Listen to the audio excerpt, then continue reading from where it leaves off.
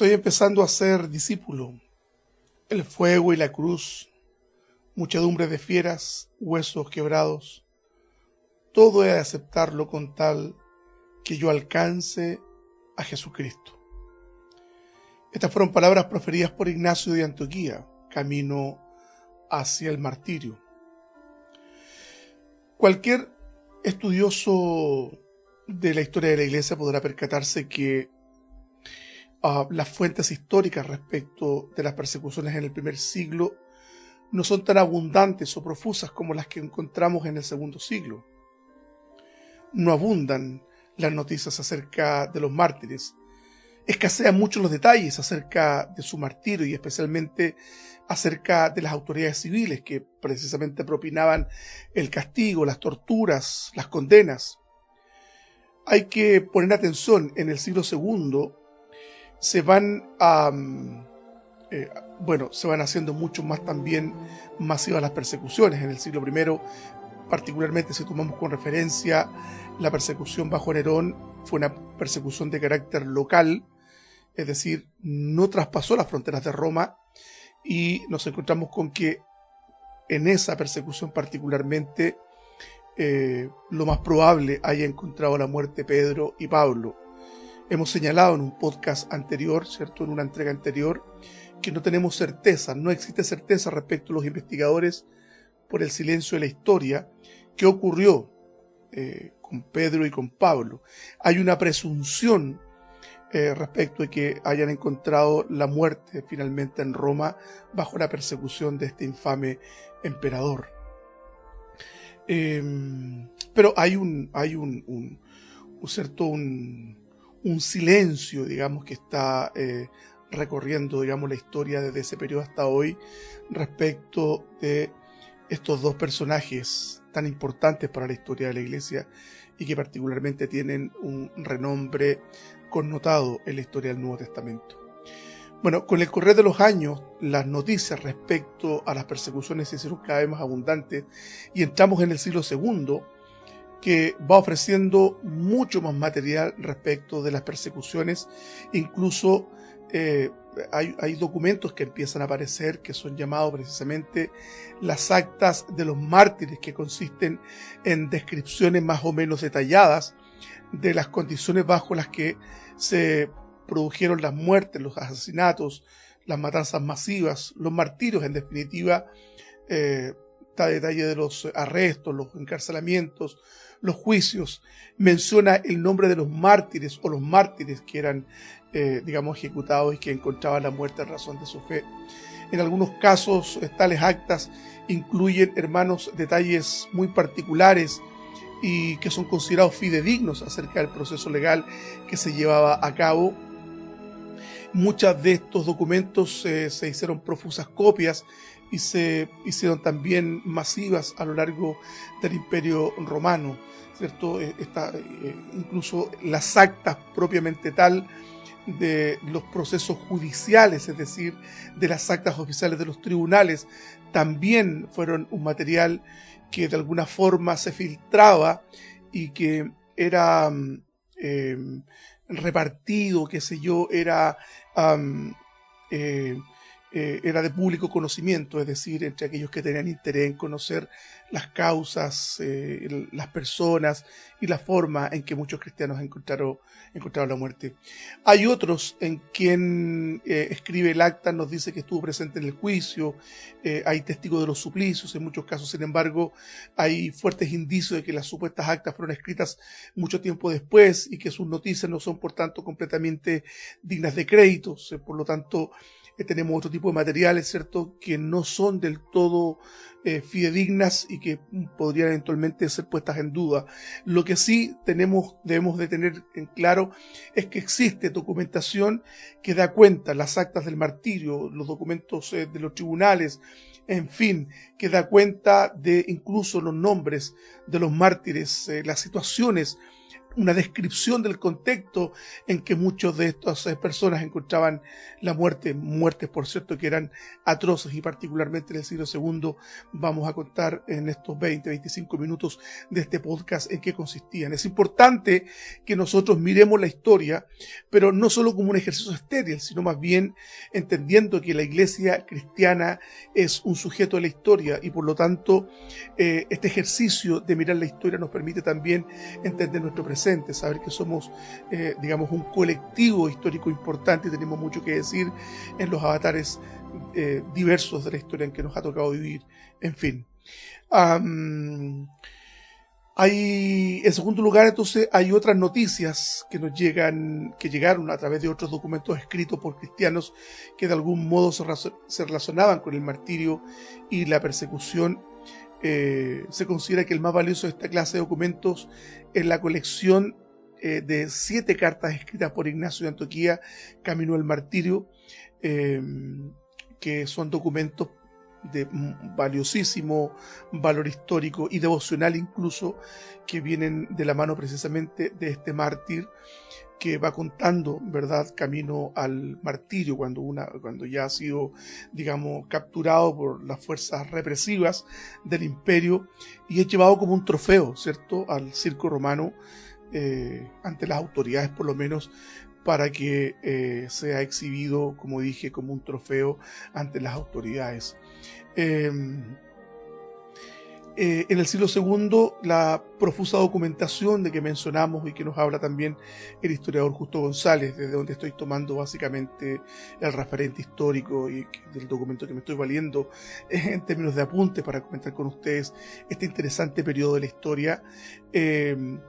Hay también en el siglo II nos empieza a perfilar la actitud de los paganos ante los cristianos y muy especialmente, nos dice este historiador, la actitud de los gobernantes. Y en este sentido es muy reconocido la correspondencia que mantiene Plinio con el emperador Trajano. Esta correspondencia de Plinio nos ha servido de argumentación apologética respecto incluso de la existencia histórica de Cristo, pero también tiene que ver con una argumentación histórica respecto de la forma en que eran procesados los cristianos en este periodo de la historia en el siglo II y de la forma en que procedían las autoridades una vez que capturaban o que iban a echarle manos a los cristianos. Plinio II, el joven, había sido nombrado gobernador de la región de Bitinia, esto es la costa norte de lo que hoy es Turquía, en el año 111 aproximadamente. No es mucho lo que se sabe de Plinio por otras fuentes para indicar que era un hombre justo, se describe de esta manera, fiel, era un hombre cumplidor de las leyes, aunque en muchos casos el hecho de que era un hombre justo y cumplidor de las leyes le hacía actuar con una brutalidad inusitada. Respecto de la aplicación de las leyes, se describe como un hombre respetuoso de las tradiciones y también respetuoso de las autoridades romanas. Él era también una autoridad como tal. En Bitinia, sin embargo, se le presentó un problema que lo tenía un tanto confundido, un tanto perplejo. Alguien le hizo llegar una acusación anónima, que era muy, muy típico en ese periodo de la historia, en la que se incluía una larga lista de cristianos, es decir, un listado. Era muy propio, en realidad en todos los periodos de la historia. Si uno analiza la historia de la Iglesia Confesante en la Segunda Guerra Mundial, la que encabezaba Dietrich Bonhoeffer, nos vamos a encontrar también que se hacían llegar listados a la Gestapo para dar cuenta de quienes pertenecían a esta agrupación llamada la Iglesia Confesante, y así no solo, digamos, en el contexto de la Iglesia. Recuerda usted que Ana Frank, ¿verdad?, esa joven y promisora escritora juvenil que redactó ese diario que a todos nos tocó leer cuando éramos niños o adolescentes, el diario de Ana Frank, también fueron denunciados. En fin, el mecanismo de la acusación anónima siempre estuvo presente en todos los periodos de la historia. En el caso de Plinio, no había asistido jamás a un juicio contra los cristianos y por tanto carecía de la experiencia suficiente para resolver esta cuestión. Bueno, y al mismo tiempo el recién nombrado gobernador sabía que había leyes imperiales que precisamente daban cuenta respecto de cómo tenía que tratarse la cuestión de los cristianos y por tanto comenzó a hacer las pesquisas correspondientes. Al parecer, el número de cristianos que había en Bitinia, en esa región que mencionamos que lo que es actualmente Turquía, era grande, era notable. Pues en su carta a Trajano, Plinio le dice que los templos paganos estaban prácticamente abandonados y que no se encontraban compradores para la carne sacrificada a los ídolos. Quiero que usted se haga una idea más o menos del influjo, de la influencia que el cristianismo estaba generando en el Imperio Romano. Fíjese que además le dice Plinio al emperador, abro comillas y cito, el contagio de esta superstición ha penetrado no solo en las ciudades, sino también en los pueblos y los campos. En todo caso, campos, cierro comillas y cierro la cita. En todo caso, Plinio hizo traer ante sí los acusados, ¿cierto? Nos relata el texto de don Justo González, y comienza un proceso mediante el cual este gobernador se va enterando poco a poco de las creencias, de las prácticas litúrgicas de los cristianos. Entre los acusados hubo muchos que negaban ser cristianos y otros que decían que, aunque lo habían sido anteriormente, ya no lo eran. Este proceso, digamos, de apostasía que comenzó a surgir tempranamente dentro de la iglesia. Yo siempre digo a los hermanos de la iglesia que pastoreo, que tengo la honra de pastorear, ¿qué pasaría si nos persiguieran? Se fija hoy día que si se levantara una persecución en contra de la iglesia cristiana hoy día, ¿cuántos apóstatas surgirían? Es decir, que se metieran dentro de nuestras iglesias metralleta en mano o revólver, pistolas en mano, y dijeran por acá los que son cristianos y por acá los que no son cristianos. ¿En cuál grupo nos situaríamos nosotros eventualmente? ¿Se fijan? Es muy complejo esto, es muy complejo. Bueno, esto pasaba en el siglo II. Plinio los puso a prueba y requirió de ellos un ejercicio simple, y que este ejercicio se fue repitiendo a lo largo del tiempo.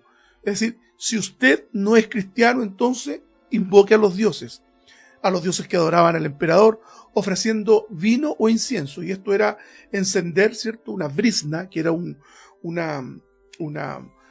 hilo, ¿cierto?, una mecha, no sé cómo se dirá en su país, y con eso el incienso estaba entonces adorando al emperador, y con esto evidentemente estaba maldiciendo a Cristo. Ahora, esta actitud de maldecir podía ser solamente con encender esa brizna, esa mecha con el cual se ofrecía incienso al emperador o a los dioses paganos, y también eso iba acompañado de un acto verbal de maldecir a Cristo. Era muy terrible.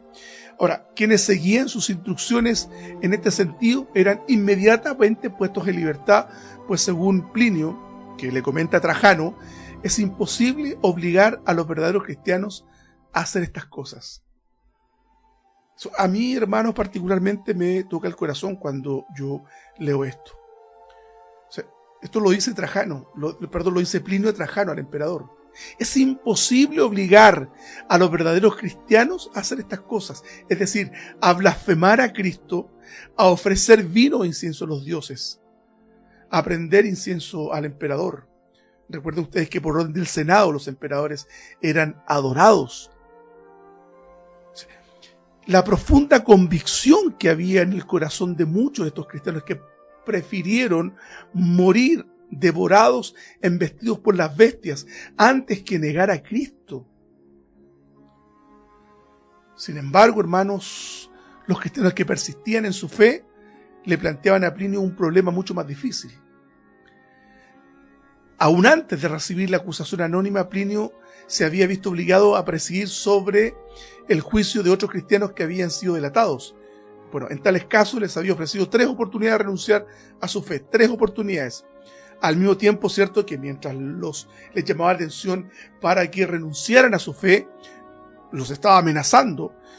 A los que persistían, el gobernador les había condenado a morir, no ya porque el crimen de ser cristiano, sino por su obstinación.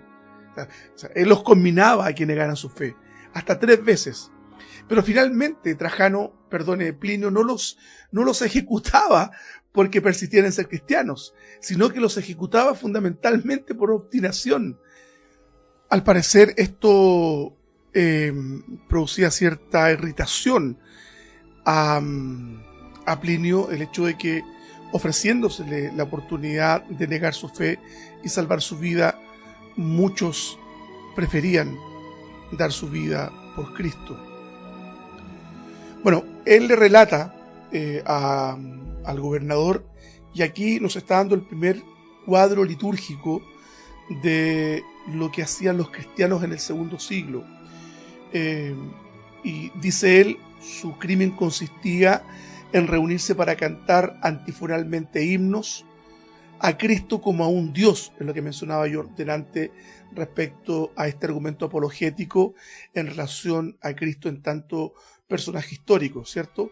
Es decir, lo que hace Plinio al mencionar a Cristo es que efectivamente le está dando una connotación histórica respecto a aquellos que niegan que Cristo sea un personaje de la historia. Bueno, y menciona a Plinio a Trajano para hacer votos de no cometer robos, adulterios u otros pecados, y para una comida a la que no se hacía cosa alguna contraria a la ley buena, a la ley y a las buenas costumbres, lo que mencionaba. Puesto que algún tiempo antes seguían las órdenes del emperador, Plinio había prohibido las reuniones secretas. Los cristianos ya no se reunían como lo habían hecho antes. Perplejo ante tales informes, Plinio hizo torturar a 2 esclavas que eran ministros de la iglesia, probablemente tenían algún cargo, pero ambas mujeres hermanos confirmaron lo que los demás cristianos le habían dicho. Todo esto le planteaba al gobernador una difícil situación, un problema de justicia y jurisprudencia. ¿Debía castigarse a los cristianos solo por llevar ese nombre? ¿O era necesario probarles algún crimen? Y me viene entonces a la memoria el concepto de cuando Pablo le dice a los cristianos de Éfeso, le dice a los cristianos de Filipos y le dice a los cristianos de Tesalónica que tenemos que andar como es digno del Evangelio.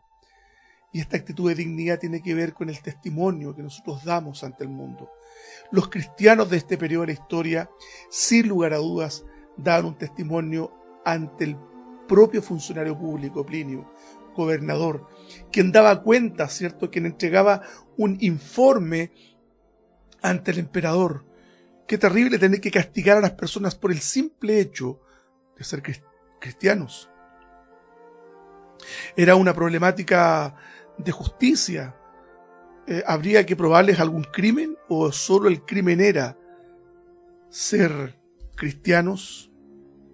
Bueno, en medio de su perplejidad, Plinio hizo suspender los procesos y le escribió al emperador la carta, ¿cierto?, que hemos citado en este podcast, ¿verdad? La respuesta del emperador se señala que fue breve. Según él, no hay una regla general que pueda aplicarse en todos los casos. Por una parte, el crimen de los cristianos no es tal que debe emplearse los recursos del Estado para buscarlos, es decir, no hay que buscarlos activamente, no hay que perseguirlos activamente. Por otra parte, señala el emperador, sin embargo, si alguien los acusaba y se negaban a adorar a los dioses, habían de ser castigados.